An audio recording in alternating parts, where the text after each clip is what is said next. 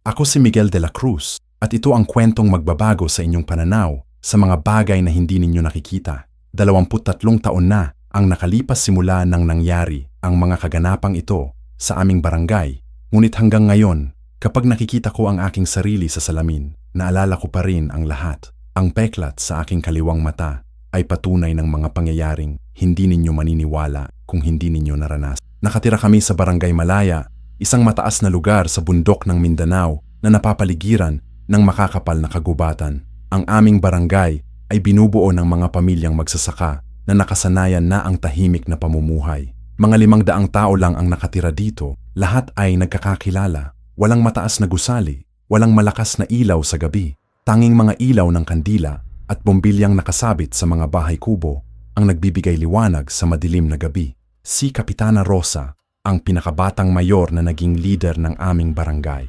27 taong gulang lang siya nang mahalal, ngunit respetado ng lahat dahil sa kanyang talino at mabuting pagkatao. Maganda siyang babae, mapupula ang mga labi, maputla ang balat, at may mga matang tila nakakakita ng mga bagay na hindi nakikita ng ibang tao. Anak siya ng dating kapitan na namatay sa sakit, kaya naman ang buong barangay ay naging pamilya niya.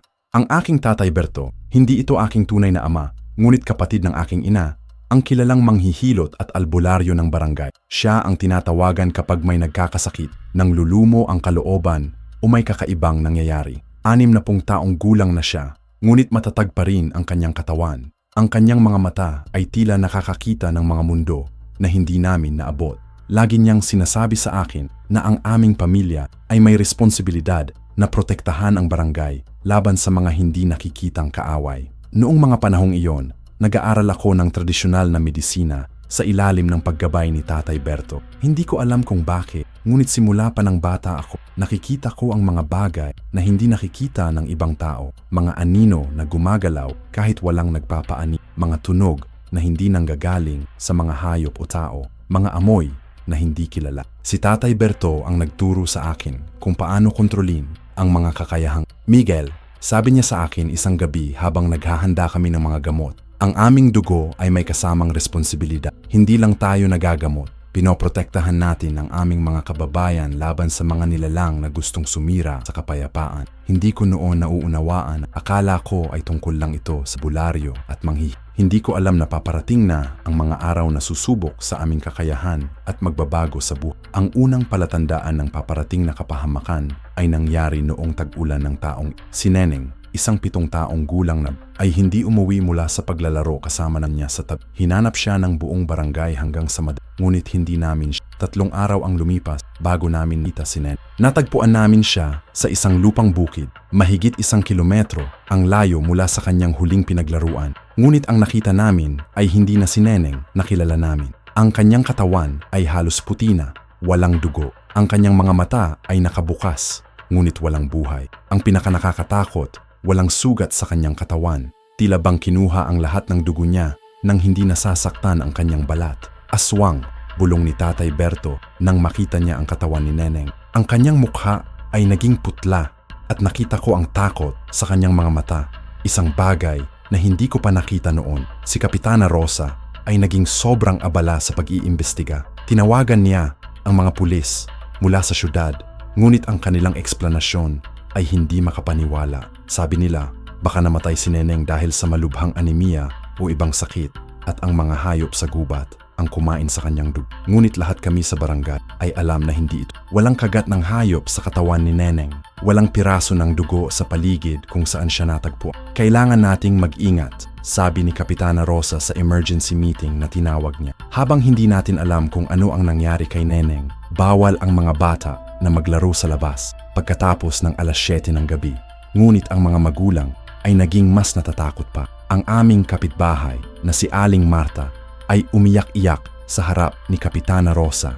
Rosa, anak, alam kong may kakaiba na nangyayari dito. Si Neneng, hindi siya namatay dahil sa sakit. May kumuha sa kanya.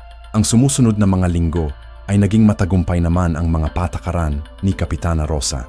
Walang nawalang bata at dahan-dahan na nagiging normal ang buhay sa barangay. Ngunit hindi kami alam na ang katahimikan ay hindi magtatagal. Isang hapon, Habang nagtuturo si Tatay Berto sa akin kung paano gumawa ng mga anting-anting na proteksyon, dumating si Mang Carlos na takot na takot. Ang kanyang anak na si Junjun, 8 taong gulang, ay nawawala simula ng umaga. Nakita ko pa siyang naglalaro sa likod ng bahay namin, sabi ni Mang Carlos habang umiiyak. Nang lumabas ako para kumuha ng tubig, wala na siya. Hinanap ko sa lahat ng pwedeng puntahan niya, pero wala. Agad kaming naghanap kay Junjun. Ang buong barangay ay nagtulungan. Mga lalaki ay pumunta sa gubat. Mga babae ay naghanap sa mga bahay.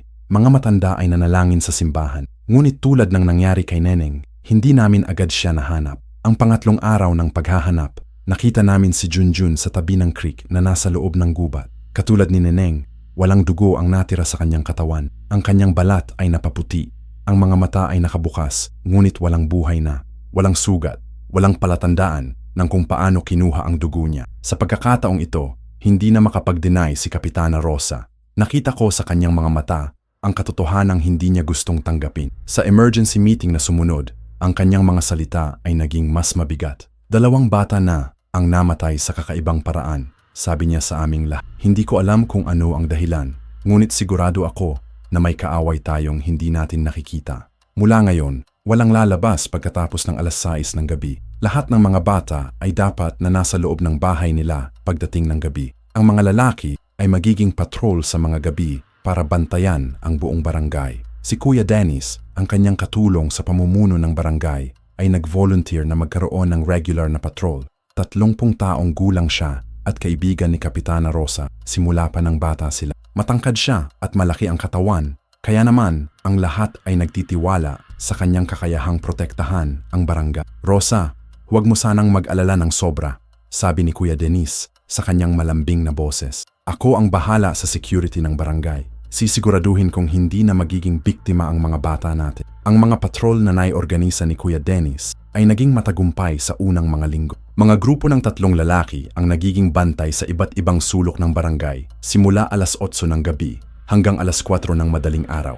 Ang mga bata ay hindi na naglilaro sa labas pagkatapos ng 6:00 at ang mga magulang ay naging masunurin sa mga patakaran. Ngunit sa kabila ng mga pagkakita, nakakakita pa rin ako ng mga kakaibang bagay sa gabi. Kapag nasa patrol ako, kasama ang ibang mga lalaki, nakikita ko ang mga aning na gumagalaw sa mga puno kahit walang hangin. Naririnig ko ang mga tunog na parang mga bata na umuiyak, ngunit kapag hinahanap namin, walang makita. Ang pinakanakakatakot, may mga gabi na nakikita ko ang mga mata na nakatingin sa amin mula sa kadiliman ng gubat. Nasabi ko ito kay Tatay Berto at ang kanyang tugon ay nagpabago sa lahat ng aking pag-unawa sa nangyayari. Miguel, anak, sabi niya habang hawak-hawak ang kanyang mga anting. Ang nakikita mo ay totoo. Ang mga nilalang na kumuha sa mga bata ay hindi tao. Mga aswang sila.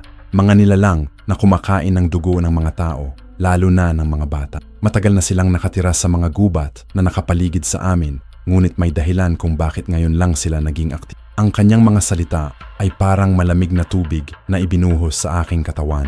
Narinig ko na ang mga kwento tungkol sa mga aswang simula pa ng bata ako, ngunit akala ko ay mga alamat lang ang mga iyon. Hindi ko inakala na totoo sila at nandirito sa aming barangay. Tatay Berto, tanong ko, paano natin sila matatalo? May paraan ba para protektahan ang mga bata? Ang kanyang sagot ay nagbigay sa akin ng pag-asa at takot sa parehong oras. May paraan, Miguel, ngunit kailangan nating maging mas matalino sa kanila. Ang mga aswang ay malakas sa gabi, ngunit may mga oras na sila ay mahihina. Kailangan nating malaman kung sino sa mga tao dito ang tumutulong sa kanila. Ano ibig mong sabihin, tatay? Ang mga aswang ay hindi nakakapag-isa lang, Miguel. Kailangan nila ng tulong ng mga tao para makakuha ng mga biktima. May tao dito sa barangay na nakipagkasundo sa kanila. Ang ideyang may traidor sa aming sariling barangay ay nagpatakbo ng lamig sa aking buong katawan. Sino sa mga kilala naming tao ang maaaring makipagkasundo sa mga nilalang na pumapatay ng mga bata? Habang nag-iisip ako ng mga posibilidad, biglang bumukas ang pinto ng bahay ni Tatay Berto. Pumasok si Kapitana Rosa, ngunit may kakaiba sa kanyang hitsura. Ang kanyang mga mata ay parang walang tulog, may mga maitim na bilog sa ilalim. Ang kanyang damit ay may putik at ang kanyang mga paa ay may mga sugat na mukhang galing sa paglalakad sa gubat. Rosa, anak, sabi ni Tatay Berto, bakit ka nandito ng ganitong oras? 11:00 na ng gabi.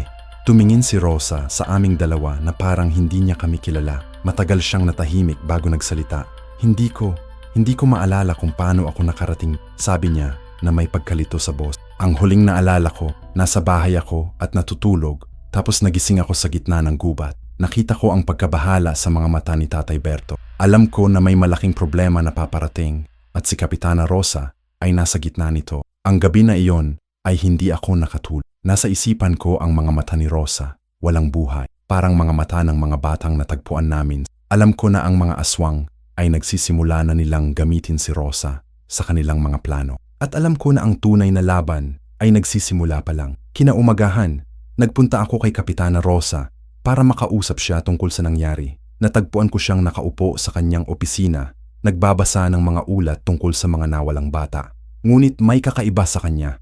Ang kanyang mga mata ay namumula, parang hindi nakatulog, at ang kanyang mga kamay ay nanginginig habang hawak ang mga papel. Rosa, tawag ko sa kanya. Kumusta ka? Mukhang pagod ka. Tumingin siya sa akin na parang gulat na may nagsalita. Miguel, kailan ka dumating? Hindi kita narinig na pumasok. Kakakatok ko lang. Nakatayo ka na ba riyan ng matagal? Napatingin siya sa relo sa pader at nagulat. 2:00 na pala ng tanghali. Akala ko mga 9:00 pa lang. Hinilot niya ang kanyang noo at bumuntong hininga. Miguel, may mga panaginip ako na hindi ko maunawaan. Mga panaginip na parang totoo. Umupo ako sa harap niya at sinubukan kong maging kalmado. Anong uri ng panaginip? Nakikita ko ang aming barangay mula sa itaas. Parang lumilipad ako. Nakikita ko ang mga bahay, ang mga tao na natutulog, at may boses na nagsasabi sa akin ng mga bagay na hindi ko maintindihan. Ang kanyang boses ay naging mababang bulong. Miguel, natatakot ako. Parang may controlling akin na hindi ko maunawaan. Alam ko na kailangan kong sabihin kay Tatay Berto ang lahat ng ito. Ngunit bago ko pa magawa, pumasok si Kuya Dennis sa opisina. Rosa, nakakuha na ako ng mga report mula sa mga patrol kagabi, sabi niya habang nag-uunat. Walang nakitang suspicious, pero may ilang mga tao na nagsabi na nakarinig sila ng mga kakaibang tunog mula sa gubat. Anong uri ng tunog? Tanong ni Rosa. Mga iyak ng mga bata. Pero nang tingnan namin, walang mga bata sa mga lugar na yon. Nakita ko ang pamumutla ng mukha ni Rosa. Dennis, sigurado ka bang walang mga batang naglalaro sa gubat? Sigurado. Lahat ng mga bata ay nasa loob ng bahay nila simula 7:00 kagabi. Pero ang mga tunog na narinig ng mga tao ay totoo. Marami ang nakarinig.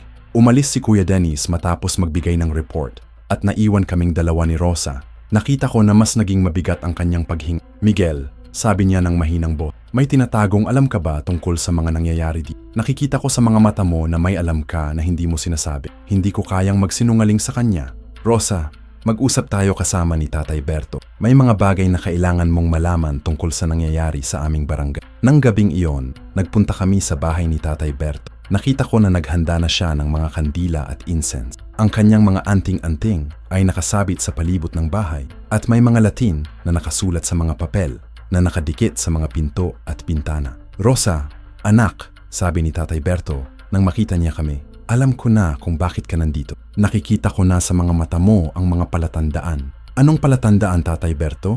Tanong ni Rosa na may takot sa bot. Ang mga mata mo ay naging iba. May pagkakaiba sa kulay, sa galaw, at nakikita ko ang mga marka sa leeg mo na hindi mo napapansin. Napahawak si Rosa sa kanyang leeg at nagulat nang makadama ng mga maliit na sugat na hindi niya napapansin. Tatay Berto, ano ang nangyayari sa akin? Umupo si Tatay Berto sa harap namin at nagsimulang magkwento ng mga bagay na magbabago sa aming lahat ng pag-unawa. Rosa, ang nangyayari sa iyo ay tinatawag na pagkontrol ng mga aswang. Hindi ka nila kinakain, ginagamit ka nila bilang instrumento para makakuha ng mga biktima. Hindi ko maintindihan, ang mga aswang ay matalino, Rosa. Hindi sila basta-basta kumuha ng mga bata ng walang plano. Kailangan nila ng tao na magtitiwala sa kanila kailangan nila ng tao na may kapangyarihan sa barangay. Napaatras si Rosa sa kinauupuan niya. Hindi ko ginagawa ang mga bagay na sinasabi ninyo. Hindi mo ginagawa ng sinasadya, sabi ni Tatay Berto na may awa sa boses. Kapag natutulog ka, kinokontrol ka nila, ginagamit ka nila para makipag-usap sa mga bata, para makipag-close sa kanila. Tapos kapag nagkakatiwala na ang mga bata sa iyo, doon ka nila gagamitin para dalhin ang mga bata sa kanila. Nagsimulang umiyak si Rosa. Hindi Hindi ito totoo. Hindi ko kayang gawin ang mga bagay na sinasabi ninyo. Rosa, sabi ko habang hinawakan ang kanyang kamay. Alam naming hindi mo sinasadya, pero kailangan nating tumulong sa iyo para malabanan ang kontrol na ginagawa nila. Ang mga sumusunod na araw ay naging mas malala ang kalagayan ni Rosa. Nakakita ang mga tao sa barangay na naglalakad siya mag-isa sa mga gabi. Nakita siya ng mga patrol na nagsasalita sa mga bata sa labas ng mga bahay. Kahit na bawal ang mga bata na lumabas pagkatapos ng alas 7, si Aling Marta ang nagsumbong sa akin tungkol sa nakita. Miguel, nakita ko si Rosa kagabi na kausap si Totoy, anak ni Mang Pedro. Alas 12 na ng gabi, pero nakita ko silang dalawa sa tabi ng creek. Si Rosa ay nagsasalita sa bata na parang iniimbitahan. Nakita mo ba kung ano ang ginawa ni Totoy? Sumunod siya kay Rosa papunta sa gubat. Hindi ko na sila nakita pagkatapos noon. Agad akong tumakbo sa bahay ni Mang Pedro para tingnan si Totoy. Natagpuan ko ang kanyang mga magulang na umiiyak sa sala. Mang Pedro, nasaan si Totoy? Nawawala siya, Miguel. Kagabi pa namin hindi nakita. Naghanap na kami sa lahat ng maaaring pagpuntahan niya, pero wala. Alam ko na sa loob ng 3 araw, mahahanap namin si Totoy sa gubat, walang dugo sa katawan. At alam ko na si Rosa ang dahilan kung bakit nakarating si Totoy sa mga aswang. Nagtungo ako sa bahay ni Tatay Berto at sinabi sa kanya ang lahat ng nalaman ko. Tatay Berto, kailangan nating gumawa ng paraan para iligtas si Rosa at para hindi na maging biktima ang ibang mga bata. Miguel, may paraan, pero delikado. Kailangan nating makita ang lugar kung saan nagkikita si Rosa at ang mga aswang. Kailangan nating malaman kung sino ang tunay na nagkontrol sa kanya. Ang gabing yon, sinundan namin si Rosa ng palihim. Nakita namin siyang lumabas ng bahay niya ng hating gabi. Naglalakad na parang hindi siya gising. Ang kanyang mga mata ay nakapikit, ngunit naglalakad siya na parang alam niya kung saan. Sinundan namin siya sa loob ng gubat. Naglalakad ng mahigit 1 oras sa mga landas na hindi namin kilala. Sa wakas, nakarating kami sa isang malaking puno na may kuweba sa ilalim. Sa loob ng kuweba, nakita namin si Rosa na nakikipag-usap sa 3 malaking nilalang. Ang mga nilalang na ito ay hindi tao. Mataas sila, may balahibo sa buong katawan, at ang kanilang mga mata ay kumikinang sa dilim. Ang pinakanakakatakot, may mga bata sa tabi nila na walang malay, sina Neneng, Junjun, at si Totoy. Ano ang gusto ninyong gawin sa mga bata? Narinig naming tanong ni Rosa, ngunit ang kanyang boses ay kakaiba, mas malalim, at hindi parang sarili niya. Gagamitin namin sila para sa aming pakain, sagot ng isa sa mga nila. Ang kanilang dugo ay magbibigay sa amin ng lakas para maghanap ng mas maraming biktima. Gaano karami pa ang kailangan ninyo? 20 pa. Pagkatapos, mawawala na kami sa lugar na ito at magiging inyong barangay ang tahanan na. Napakapit si Tatay Berto sa aking braso nang marinig namin ang mga salitang iyon. Alam namin na kung makakakuha ang mga aswang ng 20 bata pa, hindi na nila aaminin ang barangay. Gagawin nilang permanent na tahanan at patay ang lahat ng nakatira dito. Ngunit ang nakita namin pagkatapos ay mas nagpakaba pa sa amin. Pumasok sa kuweba si Kuya Dennis at ang kanyang pagsalita sa mga aswang ay hindi parang takot siya sa kanila. Kumusta na ang takbo ng plano? Tanong ni Dennis sa mga nilalang. Maayos. Si Rosa ay naging maganda instrumentong para makakuha ng mga bata. Ngunit kailangan naming mas marami pang tulong. Anong uri ng tulong? Kailangan namin ng mas maraming tao na magtitiwala sa inyo. Kailangan namin na makuha ninyo ang tiwala ng mga magulang para mas madaling makakuha ng mga bata. Nakita namin si Dennis na tumango. Gagawin ko. Pero pagkatapos ng 20 bata, tuparin ninyo ang kasunduan. Anong kasunduan? Tanong ng isa sa mga aswang. Ang kapatid ni Miguel, si Maria, ibabalik ninyo siya sa akin ng buhay. Napakapit ako sa braso ni Tatay Berto nang marinig ko ang pangalan ng aking kapatid. Namatay si Maria 3 taon na ang nakalipas, ngunit hindi namin natagpuan ang kanyang katawan. Sinabi sa amin na nalunod siya sa ilog, ngunit walang nakakitang bangka. Si Maria ay buhay pa? Bulong ko kay Tatay Bert. Ang kanyang tugon ay nagdulot ng sobrang sakit sa aking puso. Oo, Miguel, si Maria ay buhay pa. Ngunit ginawa ko ang pinakamalaking kasalanan ng aking buhay. Nang tama natin ang mga aswang sa nakalipas na taon, pinabayaan kong makuha nila si Maria kapalit ng kapayapaan ng barangay. Akala ko ay mamamatay lang siya at magiging tapos na ang lahat. Hindi ko alam na gagamitin nila siya para sa mas malaking plano. Tatay Berto, bakit hindi mo sinabi sa akin? Dahil alam ko na papatayin mo ang sarili mo para iligtas siya. At alam ko na kailangan pa kita para protektahan ang barangay laban sa mas malaking kaaway. Habang nakikinig kami sa pag-uusap ni na Dennis at ng mga aswang, unti-unting naging malinaw sa akin ang lahat. Si Dennis ay hindi tumulong sa mga aswang para sa pera o kapangyarihan.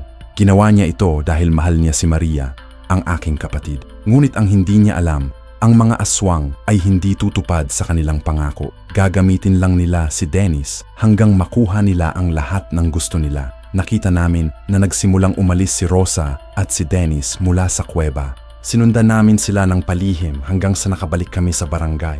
Ang buong paglalakad, walang sinabi si Rosa. Parang hindi siya aware sa nangyayari sa paligid. Nang nakabalik kami sa bahay ni Tatay Berto, agad namin pinlano kung ano ang gagawin namin. Miguel, kailangan nating magmadali, sabi ni Tatay Berto. Nakita mo ang mga batang nasa kuweba. Kung hindi natin sila maliligtas sa loob ng 3 araw, magiging katulad sila ni Neneng at Junjun. Paano natin maliligtas sina Rosa at ang mga bata nang hindi natin masasaktan si Dennis? Miguel, si Dennis ay hindi na natin maliligtas. Nakipagkasundo na siya sa mga aswang. Ang tanging paraan para tumapos ang lahat ng ito ay patayin ang mga aswang at iligtas ang mga bata. Paano natin sila papatayin? Nagtungo si Tatay Berto sa kanyang mga gamit at naglabas ng isang lumang baul. Sa loob ng baul ay may mga kutsilyo, mga anting-anting at mga botelyeng may mga kakaibang likid. Ang mga aswang ay may mga kainan sa katawan nila pero malakas sila sa gabi.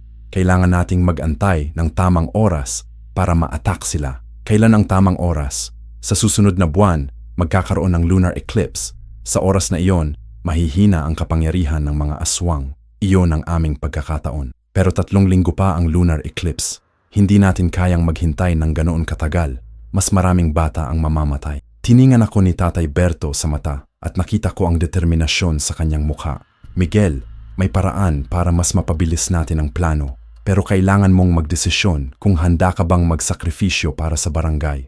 Anong uri ng sacrifice? Kailangan mo akong hayaang ipasa sa iyo ang lahat ng aking spiritual na lakas. Pagkatapos noon, magiging sapat ang inyong kapangyarihan para labanan ang mga aswang kahit hindi pa lunar eclipse.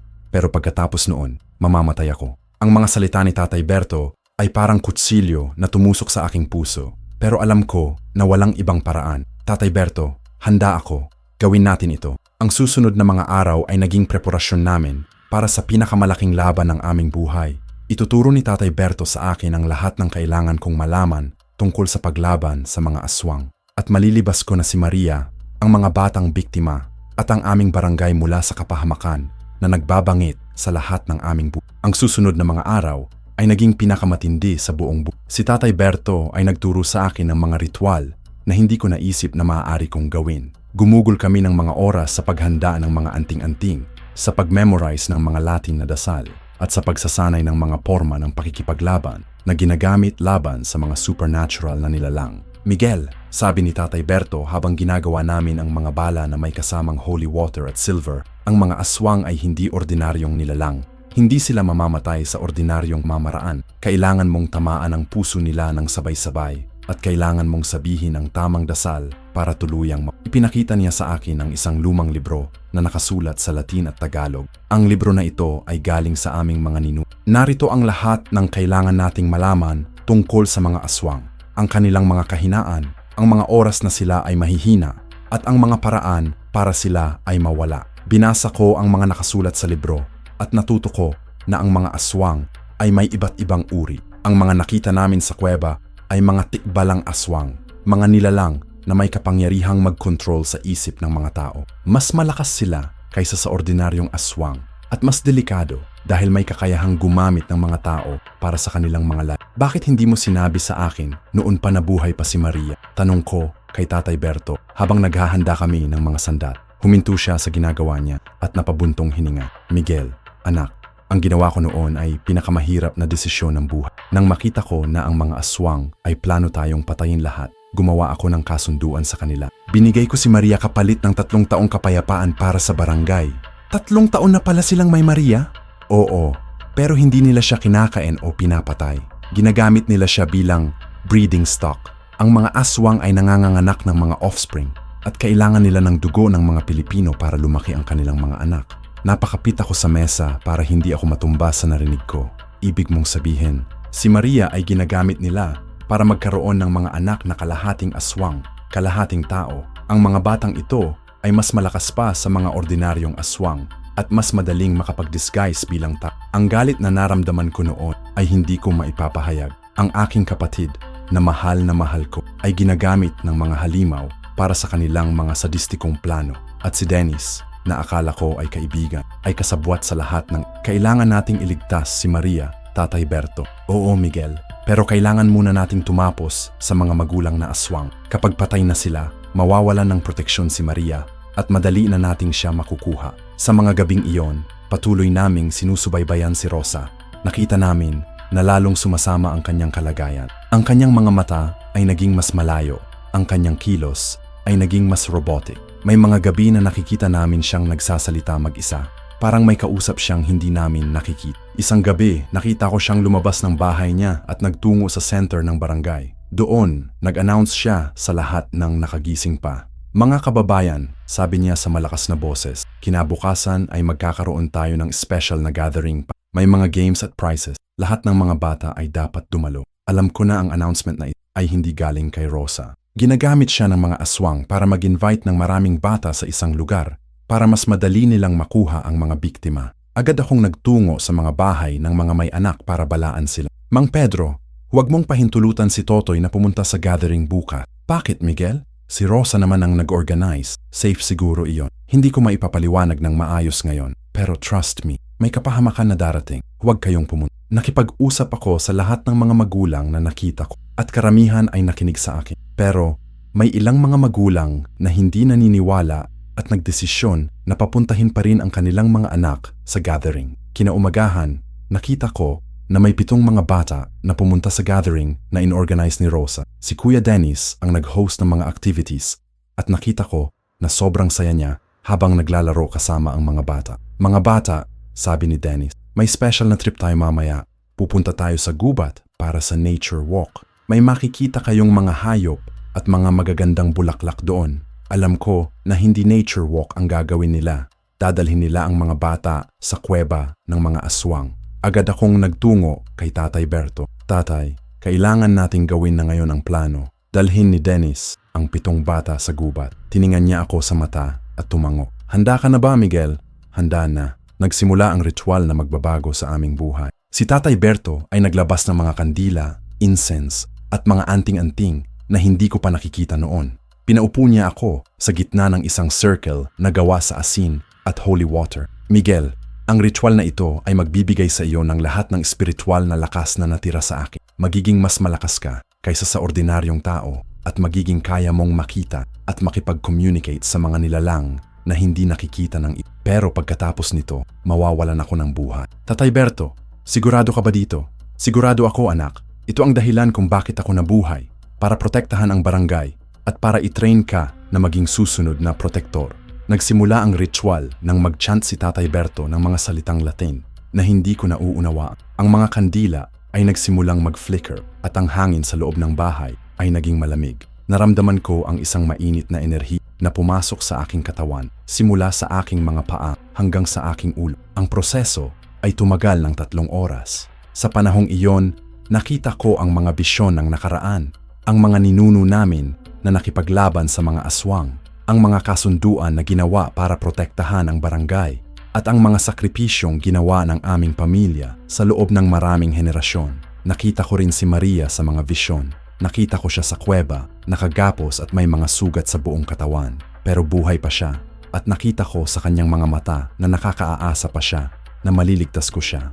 Nang natapos ang ritual, naramdaman ko ang pagkakaiba sa aking katawan. Ang aking mga mata ay nakakakita na ng mga bagay na hindi dating nakikita, mga aura ng mga tao, mga nilalang na nakatago sa kadiliman, at mga spiritual na enerhiya na bumabalot sa paligid. Si Tatay Berto ay nahiga sa sahig, halos walang lakas na magsalita. Miguel, bulong niya, kunin mo ang mga anting-anting sa baul. Gamitin mo ang silver na kutsilyo para sa mga aswang. At huwag kalimutang sabihin ang orasyo kontra aswang pagkatapos mong sila ay masaksak. Binigay niya sa akin ang silver na kutsilyo na may mga nakaukit na Latin na salita. Ang hawak nito ay naging mainit sa aking kamay at naramdaman ko ang spiritual na koneksyon sa mga ninuno namin. Tatay Berto, salamat sa lahat. Ingat ka, Miguel. Ang mga aswang ay alam na may papalapit na kalaban. Gagawin nila ang lahat para protektahan ang kanilang sarili. Umalis ako sa bahay ni Tatay Berto na may mga gamit na kakailanganin ko para sa laban. Sa aking bag ay may mga silver na bala, holy water, anting-anting, at ang special na kutsilyo. Ang aking mga mata ay nakakakita na ng mga trails ng spiritual energy na nag-lead sa gubat. Ang mga daan na ginagamit ng mga aswang para magtungo sa kanilang kuweba. Sinundan ko ang trails na ito at sa paglalakad ko sa gubat, nakita ko ang mga signs na nagpapatunay na dumaan dito ang mga aswang. Mga puno na nasunog ng walang dahilan, mga damong patay kahit season ng tag-ulan, at mga batong may mga kakaibang markings. Nang malapit na ako sa kuweba, narinig ko ang mga tinig ng mga bata na umiiyak at ang mga mababangis na tunog ng mga aswang. Alam ko na late na ako. Nagsimula na ang feeding ritual ng mga aswang. Pero nakita ko rin ang ibang bagay. Si Rosa at si Dennis ay papasok pa lang sa kuweba kasama ang 7 bagong mga bata. Ibig sabihin, may chance pa akong mailigtas ang lahat. Huminga ako ng malalim at hinawakan ng anting-anting sa aking leeg.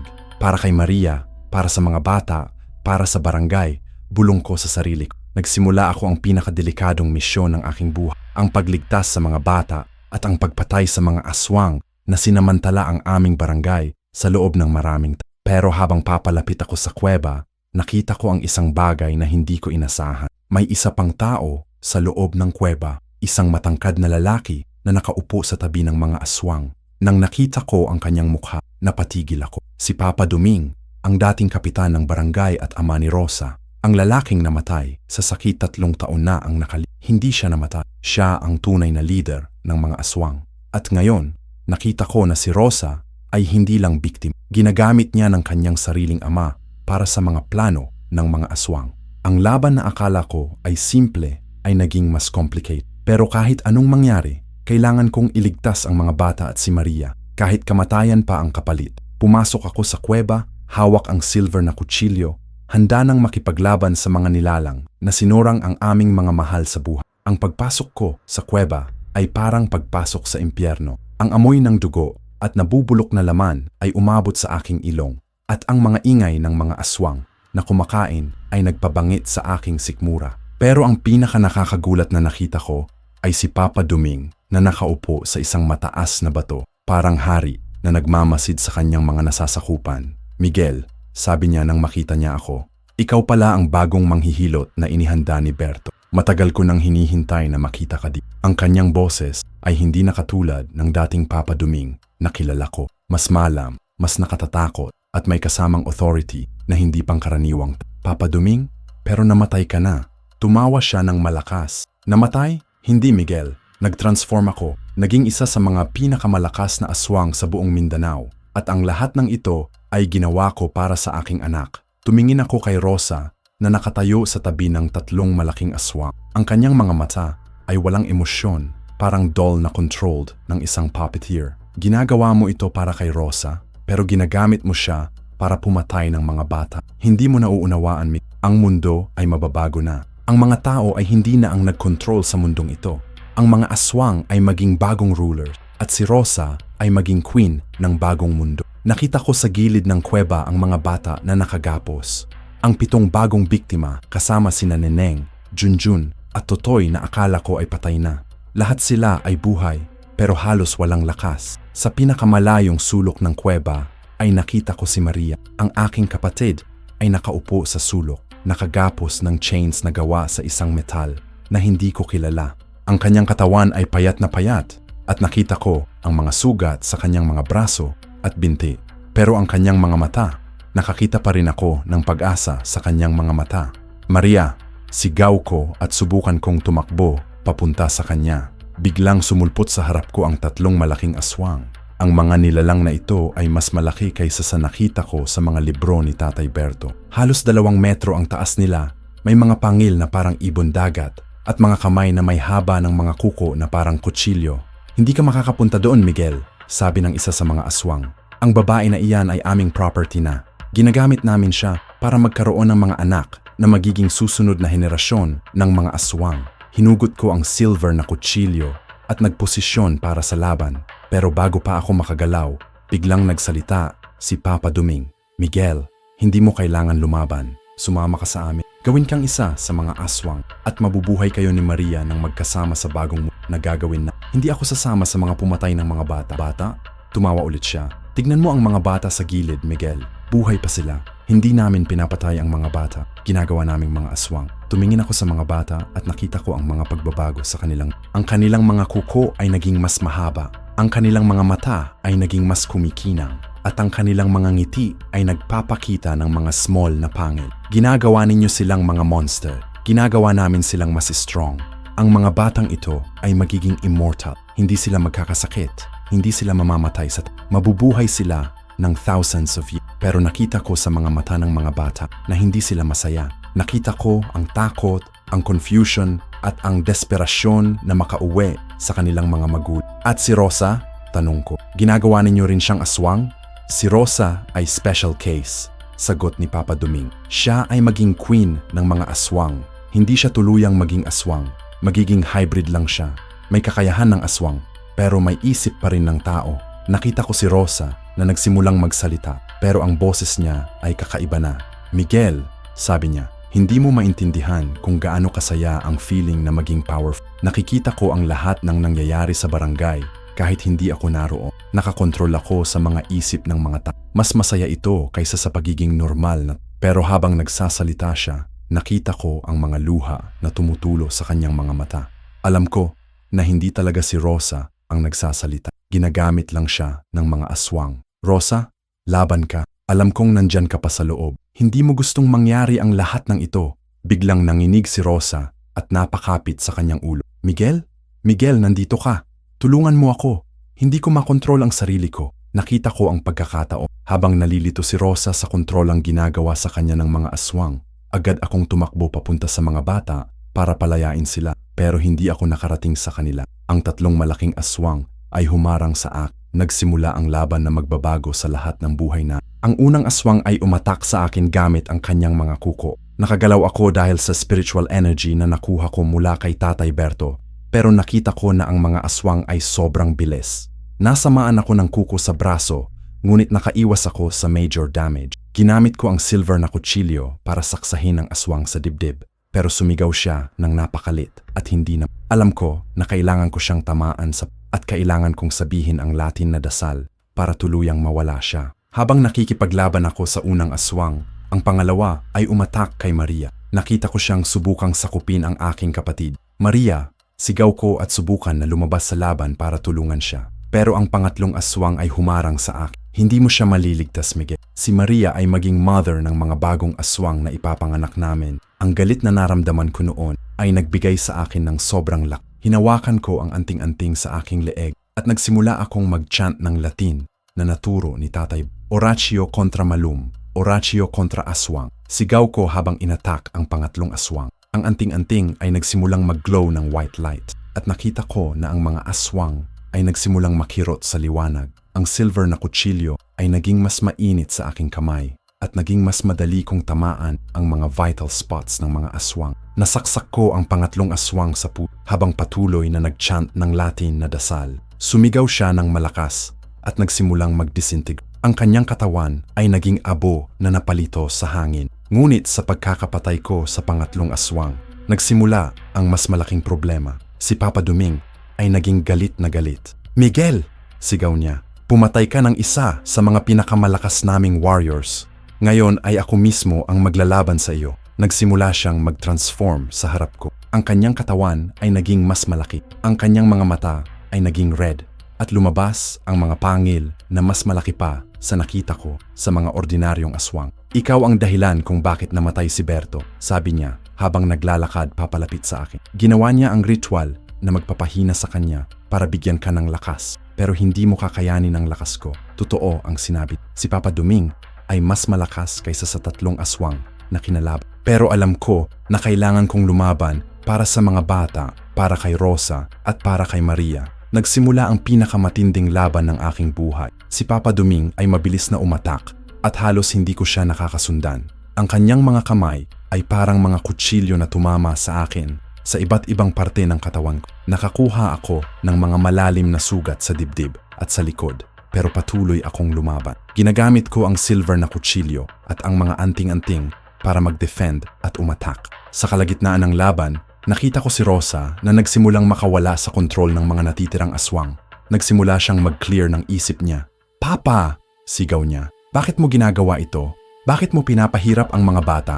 Natigil si Papa Duming sa pag-atak sa akin at tumingin kay Rosa. "Rosa, anak, ginagawa ko ito para sa iyo, para magkaroon ka ng kapangyarihan na hindi mo naranasan. Hindi ko gustong kapangyarihan na nakakuha mula sa pagsakit ng iba," sigaw ni Rosa. "Gusto kong normal lang na buhay." Nakita ko ang pagkakataon. Habang nagsasalita si Rosa kay Papa Duming, agad kong sinaksak ang silver na kutsilyo sa kanyang likod. Pero hindi enough. Hindi ko natamaan ang puso niya. Lumingon siya sa akin at hinampas ako ng sobrang lakas na napadapa ako sa sahig ng kuweba. "Miguel!" sigaw ni Maria. "Bangon ka! Kailangan mo akong iligtas." Narinig ko ang boses ng aking kapatid at nakakuha ng lakas para tumayo. Pero nakita ko na si Papa Duming ay naglalakad na papunta kay Maria, hawak ang mga kuko niyang handa ng pumatay. "Kung hindi mo titigil sa pakikipaglaban," sabi niya, "papatayin ko si Maria sa harap mo." Nakita ko ang desperate na sitwasyon. Si Papa Duming ay mas malakas pa sa akin at hawak niya si Maria bilang hostage.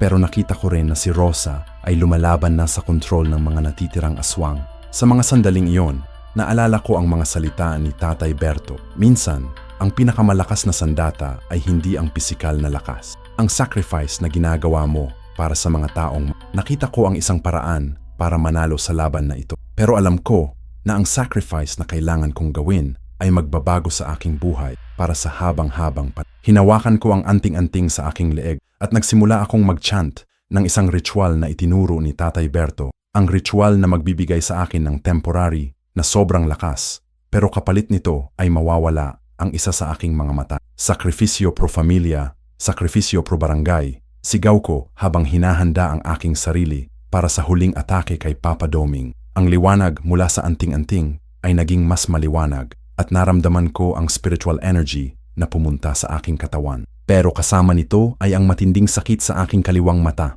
Alam ko na pagkatapos ng laban na ito, hindi na ako makakakita sa kaliwang mata ko. Pero alam ko rin na ito lang ang paraan para iligtas si Maria, si Rosa at ang mga bata. Tumakbo ako papunta kay Papa Duming, hawak ang silver na kutsilyo na nag-glow na ng sobrang liwanag. Ang aking huling atake ay magiging determinant ng kinabukasan ng lahat namin. Ang sacrificial ritual na ginawa ko ay nagbigay sa akin ng lakas na hindi ko naisip na makakamit. Pero kasama nito ang matinding sakit sa aking kaliwang mata na parang tinutusok ng matutulis na kutsilyo. Nakita ko ang dugo na tumutulo mula sa mata ko, pero hindi ako tumigil. Tumakbo ako papunta kay Papa Duming na may bilis na hindi ko pa naranasan. Ang silver na kutsilyo sa aking kamay ay umiilaw ng puting liwanag na nagdudulot ng matinding sakit sa lahat ng aswang sa kuweba. "Hindi mo ako matatalo, Miguel!" sigaw ni Papa Duming habang hinahanda ang kanyang mga kuko para sa depensang atake. Ako ang pinakamalakas na aswang sa buong rehiyon, pero ang spiritual energy na nakuha ko mula sa sacrifice ay nagbigay sa akin ng hindi lang pisikal na lakas. Nakikita ko na rin ang mga punto ng kahinaan ng mga aswang. Nakita ko ang kanyang puso na tumitibok sa kanyang dibdib at nakita ko ang tamang anggulo para tamaan ito nang hindi siya makakatakbo. Nang malapit na ako sa kanya, biglang sumigaw si Rosa. "Papa, hinto na! Hindi mo na kailangan gawin ito. Makikita mo naman na ayaw ko ng ganitong buhay." Natigil si Papa Duming para sa isang segundo at tumingin kay Rosa. "Rosa, anak, hindi mo nauunawaan. Ginagawa ko ito para maging immortal ka, para maging powerful ka. Pero Papa, nakikita mo ba kung gaano kasakit ang ginagawa natin sa mga bata? Nakikita mo ba kung gaano katakot si Maria? Hindi ito ang tamang paraan para magkaroon ng kapangyarihan." Sa mga sandaling iyon na nakatuon ang atensyon ni Papa Duming kay Rosa, ginawa ko ang aking final attack. Tumalon ako sa kanya at sinaksab ang silver na kutsilyo sa kanyang puso nang sabay-sabay na nagsigaw ng complete na Latin prayer na itinuro ni Tatay Berto. "Oratio contra aswang, expelliarmus malorum spirituum, lux aeterna luceat eis." Ang kutsilyo ay pumasok sa kanyang puso at agad na sumigaw siya ng napakalakas na sigaw na nakakakatig ng buong kuweba. Ang kanyang katawan ay nagsimulang mag-disintegrate, pero hindi kagaya ng mga ordinaryong aswang na naging abo agad. Ang proseso ay mas matagal dahil mas malakas siya. "Miguel," sabi niya habang naglalaho, Akala ko ginagawa ko ang tama para sa aking anak. Pero nakita ko na sa mga mata ni Rosa na hindi siya masaya. Ingatan mo siya. Ingatan mo ang lahat. At naging abo si Papa Duming na napaliko sa hangin ng kuweba. Pagkamatay ni Papa Duming, ang mga natitirang 2 aswang ay naging weak agad. Nakita ko na ang kanilang lakas ay galing kay Papa Duming. At ngayong wala na siya, mahihina na sila. Agad akong tumakbo papunta sa mga bata para palayain sila. Ang mga chains na nakagapos sa kanila ay nawala nang mamatay si Papa Duming. Ang mga bata ay umiiyak at naghahanap ng kanilang mga magulang. Okay lang kayo, sabi ko sa kanila. Ililigtas ko kayong lahat. Uuwi tayo sa barangay. Pero nakita ko na ang transformation na nangyari sa mga bata ay hindi tuluyang nawala. Ang kanilang mga kuko ay mas mahaba pa rin at ang kanilang mga mata ay may kakaibang kukinang. Alam ko na kailangan kong hanapin ang paraan para i-reverse ang mga pagbabagong nangyari sa kanila. Tumakbo ako papunta kay Maria na nakaupo pa rin sa sulok ng kuweba. Ang aking kapatid ay sobrang payat at halos walang lakas. Pero nakita ko sa kanyang mga mata ang sobrang tuwa na nakita niya ako. Miguel, pulong niya. Alam kong darating ka. Hindi ako nawala ng pag-asa na maliligtas mo ako. Niyakap ko si Maria nang mahigpit at naramdaman ko ang kanyang mga buto na halos tumutuktok sa balat niya. Nakita ko ang mga sugat sa kanyang katawan at ang mga marka na nagpapakita na ginagamit nga siya ng mga aswang para sa kanilang mga plano. Maria, pauwi na tayo. Hindi na kita iiwan. Pero biglang nagsalita si Rosa na papalapit sa amin. Miguel, salamat sa ginawa mo. Pero hindi pa tapos ang lahat. May isa pang problema na kailangan nating ayusin. Anong problema? Si Dennis. Siya ay naging full aswang na noong namatay si Papa at nasa barangay siya ngayon. Naghahanap ng mga bagong biktima. Ay nakita ko sa kanyang mga mata ang takot at ang pagkakaalam na may malaking problema pa tayong haharapin. Rosa, kumusta ka? Okay ka na ba? Wala na bang control sa iyo ang mga aswang? Okay na ako, Miguel. Nang mamatay si Papa, nawala na ang connection niya sa akin. Nakikita ko na ng malinaw ang lahat ng ginawa ko habang under control. At ikaw, tiningnan niya ang aking kaliwang mata na dumudugo pa rin. Nawala ang mata mo dahil sa sacrifice na ginawa mo para sa amin. Nahawakan ko ang aking kaliwang mata at naramdaman ko na wala ng paningin doon. Puro dilim na lang ang nakikita ko. Pero hindi ako nagsisi sa ginawa ko. Mas importante sa akin na naligtas ko ang mga mahal ko sa buhay. Hindi importante ang mata ko, Rosa. Importante na ligtas na kayo lahat. Nag-organize kami para umuwi sa barangay. Ako ay bumuhat kay Maria na halos walang lakas para maglakad. Si Rosa ay tumulong sa mga bata na unti-unting nagiging normal na ulit. Ang mga transformation na nangyari sa kanila ay dahan-dahang naglalaho ngayong wala na ang source ng aswang power. Pero habang papalabas kami sa kuweba, nakarinig kami ng malalakas na sigaw mula sa direksyon ng barangay. Alam namin na si Dennis ay nasa doon at may ginagawang masama. Kailangan nating magmadali, sabi ni Rosa. Baka may nasaktan na siyang mga tao sa barangay. Ang paglalakad namin papunta sa barangay ay naging mas mahirap dahil sa kondisyon ni Maria at sa mga bata na nagiging weak pa rin mula sa kanilang pero patuloy kaming naglakad na may determinasyon na tapusin ang lahat ng ito. Nang malapit na kami sa barangay, nakita namin ang mga tao na takot at nagtago sa kanilang mga bahay. Nakita namin si Dennis na naglalakad sa gitna ng barangay, pero hindi na siya ang Dennis na kilala namin. Ang kanyang katawan ay naging mas malaki. Ang kanyang mga mata ay red at ang kanyang mga kamay ay may mga mahahabang kuko. Dennis, sigaw ni Rosa. Ano ang ginagawa mo? Lumingon si Dennis sa amin at nakita namin ang kanyang mukha na hindi na mukha ng ang kanyang mga pangil ay lumabas at ang kanyang boses ay naging mababang Rosa, Miguel, nakabalik na kayo. Perfect timing. Kakatapos ko lang na kumuha ng mga bagong biktima. Nakita namin sa kanyang paligid ang 3 mga bata na nakahiga sa sahig. Sina Baby, Isko at Malu na mga kapitbahay namin. Hindi alam namin kung buhay pa sila o hindi. Denise, ano ang ginawa mo sa mga bata? Tanong ko habang hinahanda ang natitirang silver na kutsilyo. Ginawa ko silang mga aswang katulad. Ngayong wala na si Papa Duming, ako ang bagong leader ng mga aswang sa rehiyong ito.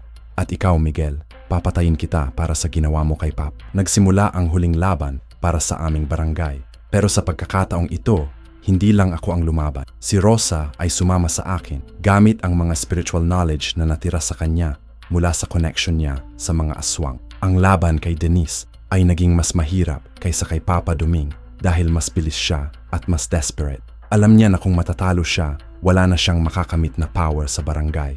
Pero sa kasamaang palad, Ang sacrifice na ginawa ko para kay Papa Duming ay nag-weekend sa akin. Hindi ako gaanong malakas pa at ang pagkawala ng aking kaliwang mata ay nakakaapekto sa aking balance at coordination. Sa kalagitnaan ng laban, nakita ko na si Dennis ay papunta kay Maria para gamitin siyang hostage ulit. Pero sa pagkakataong ito, hindi ko hahayaan na mangyari iyon. Rosa, sigaw ko, gamitin mo ang Latin prayer na narinig mo sa kuweba. Nagsimula si Rosa mag-chant ng Oratio contra Aswang habang ako ay nakikipaglaban kay Dennis. Ang kombinasyon ng aming dalawang spiritual energy ay nag-weekend kay Dennis. Nakita ko ang pagkakataon na tamaan siya sa puso. Tumalon ako sa kanya at sinaksak ang silver na kutsilyo sa kanyang dibdib habang sabay naming sinigaw ni Rosa ang Latin prayer. Si Dennis ay sumigaw ng malakas at nagsimulang mag-disintegrate katulad ng nangyari sa mga iba. Pero bago tuluyang mawala, nagsalita siya pa. Miguel, Rosa, mali kayo. Dadating ang mas malalakas na aswang dito. Hindi pa tapos ang lahat at naging abo si Dennis na inangat ng hangin. Pagkatapos ng laban, tumakbo kami sa tatlong mga bata na nakahiga sa sahig. Nakita namin na buhay pa sila. Pero may mga signs ng transformation na nagsisimula. Ginawa namin ang lahat para i-reverse ang mga pagbabagong nangyari sa kanila gamit ang mga spiritual techniques na alam namin. Sa mga sumusunod na araw, dahan-dahan na nagiging normal ulit. Ang mga bata na naging biktima ay naging okay na at ang barangay ay nagsimula ulit maging mapaya. Pero alam namin na hindi pa tapos ang aming responsibility. Kailangan naming mag-prepare para sa mga aswang na maaaring dumating sa hinang. At kailangan naming mag-rebuild ng aming barangay na nawasak ng mga nangyari. Si Rosa at ako ay nagtrabaho ng magkasama para sa recovery ng barangay. At sa prosesong iyon, nagsimula kaming magkaraoon ng mas malalim na relationship na magdadala sa amin sa mas masayang kinabukasan. 20 taon na ang nakalipas simula nang nangyari ang mga kaganapang iyon. Ngunit hanggang ngayon, bawat umaga na nakikita ko ang aking sarili sa salamin, naaalala ko pa rin ang lahat. Ang peklat sa aking kaliwang mata ay patunay ng sacrifice na ginawa ko para sa aming barangay. Si Maria ay tuluyang naging okay pagkatapos ng mahabang recovery period. Ang mga sugat sa kanyang katawan ay naghilom at ang trauma na naranasan niya ay dahan-dahang nawala sa tulong namin lahat. Ngayon, siya ay isang masayang ina ng 3 mga anak at asawa ng isang mabuting lalaki na nakilala niya sa katabing barangay. Kuya Miguel, sabi niya sa akin isang araw habang naglalaro ang kanyang mga anak sa harap ng aming bahay. Salamat sa ginawa mo para sa akin. Hindi ko matatawang ang sacrifice na ginawa mo. Nakita ko sa kanyang mga mata ang walang hanggang pasasalamat. Ang aming relationship bilang magkapatid ay naging mas malapit pagkatapos ng mga nangyari. Alam niya na handang ibigay ko ang buhay ko para sa kanya. At alam ko naman na pareho niya akong protektahan kung kinakailangan. Ang mga bata na naging biktima ng mga aswang ay tuluyang nakabalik sa normal. Sina Neneng, Junjun, Totoy at ang mga iba pa ay lumaki ng normal na mga bata.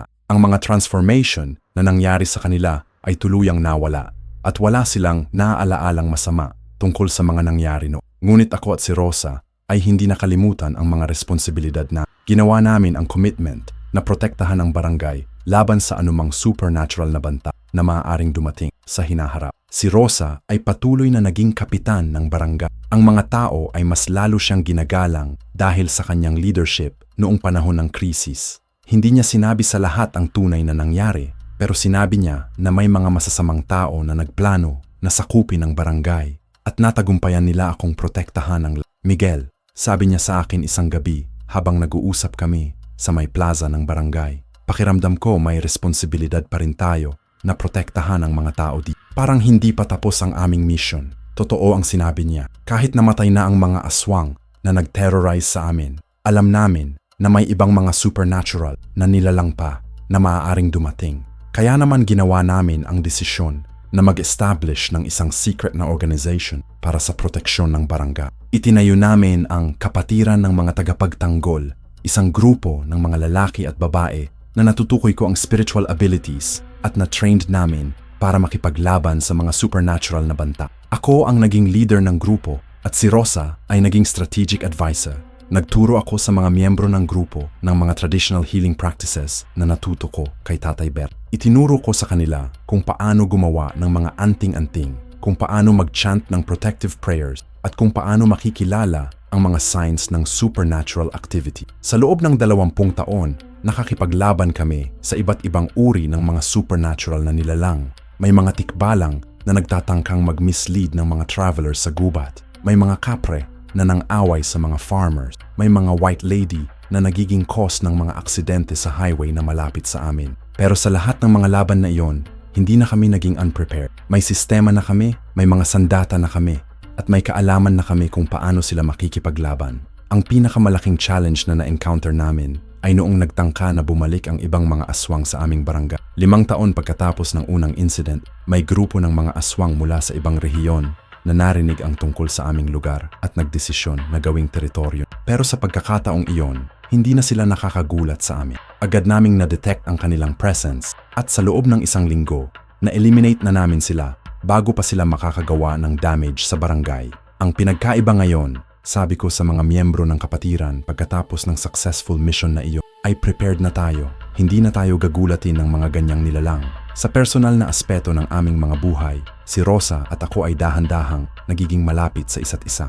Ang shared experience namin sa paglaban sa mga aswang ay nagbigay sa amin ng espesyal na koneksyon na hindi namin makakamit sa ibang tao. 8 taon pagkatapos ng incident, nagdesisyon kami na magpakasal.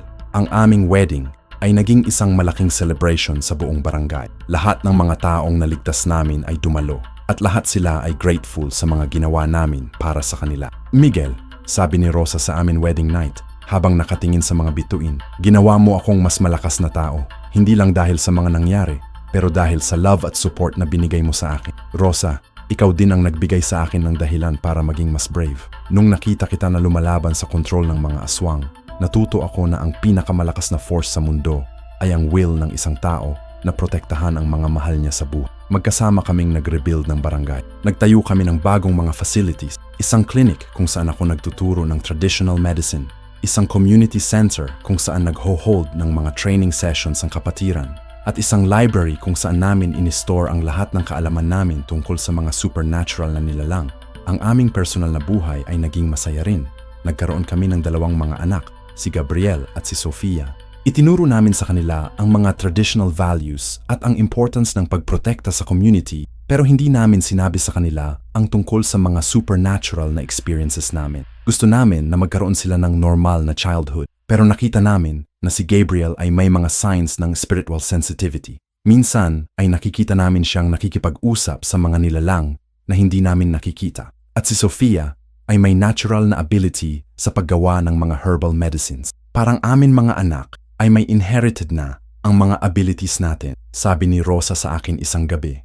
Oo, pero gagawa tayo ng paraan na hindi sila maging biktima ng mga responsibilities na ginawa natin. Hayaan natin silang magdesisyon kung gusto nilang maging parte ng kapatiran kapag matanda na sila. Ngayon, sa edad na 43, ako ay ang kilalang manghihilot at albularyo ng aming barangay at ng mga katabing lugar. Maraming tao ang pumupunta sa akin para sa mga problema na hindi ma-resolve ng modern medicine. At marami rin ang nagtuturo sa akin ng mga anak nila para matuto ng traditional healing practices. Si Rosa ay nagiging mayor ng buong municipality na kinabibilangan ng aming barangay. Ang kanyang leadership skills at ang kanyang dedication sa public service ay nakilala ng mas maraming tao.